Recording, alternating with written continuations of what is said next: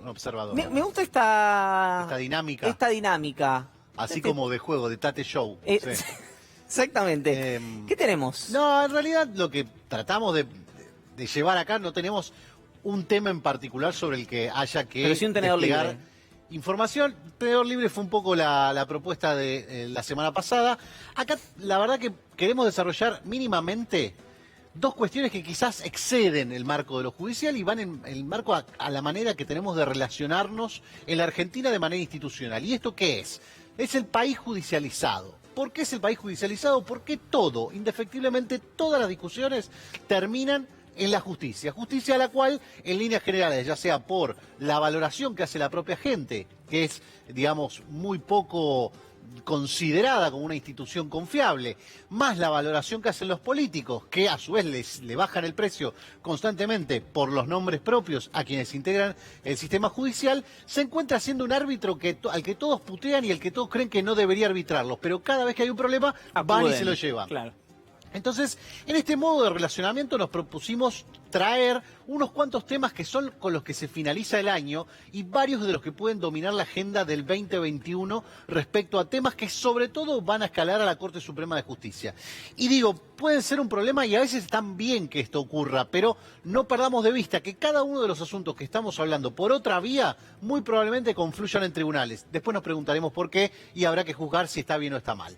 Uno de ellos tiene que ver con algo que ocurrió esta semana. Ya todo el mundo se había olvidado de este hombre que es Germán Castelli y su traslado. ¿Por qué? Porque la Corte dijo, Bruglia y Bertuzzi se quedan hasta que haya nuevo concurso, pero sus traslados no son definitivos. Sobre el tema de Castelli, dijeron, necesitamos que se expida la primera instancia y después vemos. Castelli agarró, metió las manos en los bolsillos, se puso a silbar y se fue a su tribunal. Hasta que ocurrió esta semana que la jueza Macarena Marra Jiménez le declaró, le rechazó el amparo. Le rechazó en el fallo de fondo, que no era con lo que Castelli había accedido al tema del per saltum. Entonces ahora, ¿qué va a pasar con Castelli? ¿Qué va a decir la Corte? ¿Va a aprovechar a aclarar alguna otra cuestión que el Consejo de la Magistratura no estaba entendiendo específicamente respecto de los traslados? Bueno, ese es un escenario posible. ¿Qué va a pasar con Germán Castelli y su traslado? Y si eso tiene algún tipo de repercusión en el resto de los trasladados, porque después de que parecía que se terminaba la República para un lado iba a ser la conminación de jueces oprobiosos del otro, bueno, terminó, Bruglia Bertuzzi, están ahí, no pasó nada. Seguimos igual, digamos, seguimos vivos. Sí, seguimos vivos. Eso es importante. Con participación. Con participación, porque es un tema ultra complejo, un poco lo anticipamos con Steffi más temprano. Esta discusión que lleva Horacio Rodríguez Larreta a la Corte tiene, por fin, una cautelar. Ahora va a tener una ley. Y eso sí es un hecho nuevo que seguramente se empezará a discutir. ¿Qué va a pasar? Bueno, hay una instancia de negociación. Hay que ver si la política puede negociar antes de que decidan los tribunales. Pregunta 1 y pregunta 2. ¿Viste cuando pusimos ese ejemplo de sacar la basura y te volvés teniendo que arreglar toda tu casa? La Corte le encontró el gustito a eso de generarte de que vos le traigas un problema y ella devolverte dos problemas. ¿Por qué? Porque así institucionalmente queda como más elevada. Esto es... Te estoy describiendo un escenario, no valorándolo como quizás lo valoran ellos. Y desalienta que vayas a litigar, además. Claro. Si cada vez que voy a presentar algo a la Corte me lleva un quilombo, van a dejar. Hay mucha resistencia a aquello que la política no puede solucionar. Claro, ahora, exacto. Cuando vos le das a la justicia, al Poder Judicial, la capacidad de definir, atención con lo que puede definir, porque puede definir algo que no te guste probablemente, o que no le guste a ninguna. ¿Y qué es lo que analiza la Corte? Que dijiste, viene con un prueba, te devuelvo dos.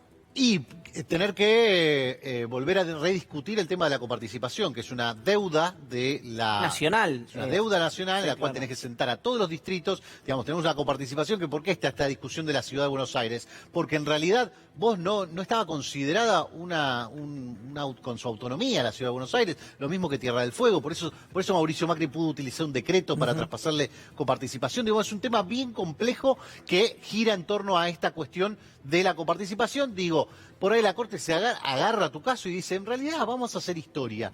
Que vuelvan a discutir la coparticipación. Nosotros somos unos genios, ustedes vinieron con un problema, se llevan 24 problemas para solucionarlo, pero la Argentina va a ser mejor después de eso. Ese sería como el entendimiento de la propia Corte. Nuevos impuestos en la Ciudad de Buenos Aires, lo habíamos mencionado muy al pasar. ¿Por qué? Porque Rodríguez Larreta dice, bueno, vamos a cobrar ingresos brutos sobre los pases de la LELIC y sobre los pases y sobre las LELICs. ¿Qué les dice la Nación? El Banco Central le dice, me estás condicionando la política monetaria. ¿Cómo no puede ocurrir eso? Ya hay un fallo y hay un antecedente que le da la razón a que un banco no puede, no se le pueden cobrar impuestos a la política monetaria. Bueno, una discusión que va a terminar en la Corte y algunos dicen hasta por competencia originaria. Sigamos adelante porque hay otro tema, contribución a las grandes fortunas. Esto es casi premonitorio. Crónica de una presentación anunciada. Sí, vos me decías, ¿crees que lo van a presentar? Creo que alguien se la va a jugar.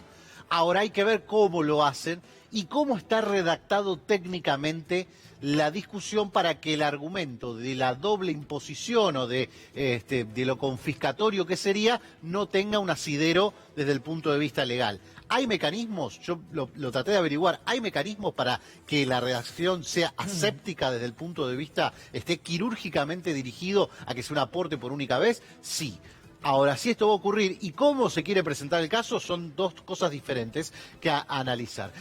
El tema despenalización del aborto muy probablemente se someta a discusión si prospera en el Congreso. Legalización. Legalización, bueno, será ley. Ahora bien, esto también te lo digo como una especie de premonición y anunciado que va a haber presentaciones judiciales en este tema. ¿Por qué? Porque vos además vas a tener toda una discusión que tiene que ver con el punto de vista de vamos a decir, del almacenamiento genético que forma parte, viste que está la discusión sobre si hay vida desde la concepción, sí, claro, y demás, que es la que postulan básicamente los celestes. Bueno, nunca se ha oído nada respecto a lo que hacen las clínicas de fertilización o los distintos laboratorios con sus ensayos de óvulos fecundados, con lo cual vos ahí tendrías también en el concepto una identidad entre una cosa y la otra. Ahora, una cuestión es una cuestión meramente utilitario desde el punto de vista de un experimento, por así decirlo, dentro del marco de la ciencia. Bueno, en el otro, no. Nunca tenés descartado que eso se trate de un asesinato. Jamás hubieses pensado que eso se trataba de un asesinato. Los laboratorios no mataban gente así, descartando eso. Bueno, es una discusión bien técnica que se dan en la mayor parte de los países que han tenido la legalización, a ver cuánto avanzan en eso y cuánto avanzan con respecto al Código Civil, que es una cuestión que regula derechos desde antes de nacer hasta después de muerto. Tenés 30 segundos para las últimas dos. Reforma judicial, casi va de suyo, aunque esto yo te diría no me estimula mucho, porque si se aprueba en definitiva la corporación judicial, hubo un gran sector que festejó este proyecto así como está redactado y así como viene, y la expresidenta dijo, esto no es una reforma judicial, es un reordenamiento. Y la suspensión de las PASO, la última. Si esto llega a ocurrir, obviamente la política va a entrar a discutir esto, y acordate que el gobierno, por un lado, completó la Cámara Nacional Electoral con el juez Daniel Bejas asumiendo el puesto de camarista, pero sobre todo después de la Cámara Electoral, la siguiente instancia es la Corte Suprema. Más allá de lo que diga la Cámara Electoral respecto a un tema netamente electoral como pueden llegar a ser las PASO y su suspensión en este año. ¿Por más que haya una ley? Por más que haya una ley puede ser tachada inconstitucional. Gaby, gracias. Como siempre, me gusta mucho este momento, ¿eh? A Leandro Gabriele también, dice. Amigos y amigas... ¿Sigo el mes que viene? ¿Sigo el mes que viene? Sí, me parece que sí. Gracias por habernos acompañado. Se quedan ustedes en la continuidad de C5N con Abigail Lasalle, el último de la semana, y nosotros nos volvemos a encontrar el domingo que viene a las 9 de la noche acá en Hagan Algo. Que tengan muy linda semana y gracias por habernos acompañado. Chau.